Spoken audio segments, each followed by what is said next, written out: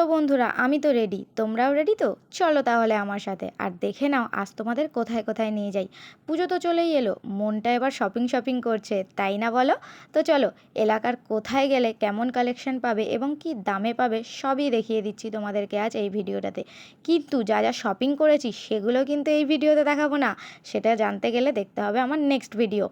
তো দেখো, আমরা প্রথমেই চলে এসেছিলাম দোলপিড়িতে হস্তশিল্পের এই ছোট্ট মেলাটায়।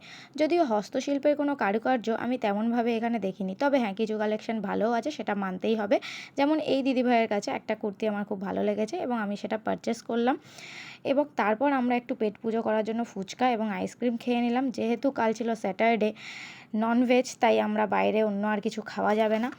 তো সেখান থেকে তারপর আমরা সময় নষ্ট না করে চলে গেছিলাম জুডিওতে। অনেকেই বলছিল জুডিওতে ভালো সেল দিচ্ছে, বাট এসে যা দেখলাম তেমন কিছুই না ব্যাপারটা। আর এখানকার কালেকশানগুলো আমার সত্যি বলতে খুব একটা ভালো লাগেনি।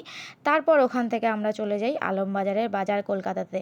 ব্যাস, আর কি, এই একটা জায়গায় এসেই তো আটকে যাই। এত ভালো কালেকশান বন্ধুরা যে কি বলবো, আর তেমনই রিজনেবল প্রাইস। যেমন বড়দের তেমন বাচ্চাদের কালেকশনও খুব ভালো। এখান থেকেই কিছুটা শপিং করে নিয়ে আমি চলে এসেছি। আর কি করব বলো, এত ভালো লেগে গেছে যে আমি আর আটকাতে পারলাম না। কিছুটা শপিং ওখান থেকে করেই ফেললাম।